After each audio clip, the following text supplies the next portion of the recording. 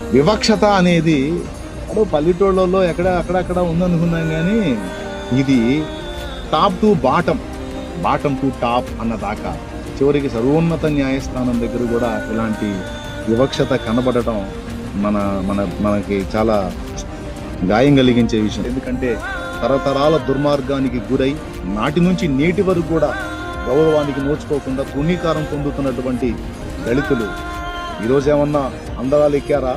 ఈరోజు కూడా ఏ పల్లెటూరుకు పోయినా ఊరుగానే ఉంది, పల్లెగానే ఉంది కదా. పల్లె పోయి ఊళ్ళో కలిసిందా? ఏడ కలిసిందో చూపించు. ఎక్కడ మారిపోయింది? యేసు ప్రభు నమ్ముకున్నందుకు దళిత బిడ్డలు ఒక్కసారిగా టాపులోకి వెళ్ళిపోయారా? మిగిలిన వాళ్ళకి ఎవరికి లేని వివక్షత దళితులకే ఎందుకు?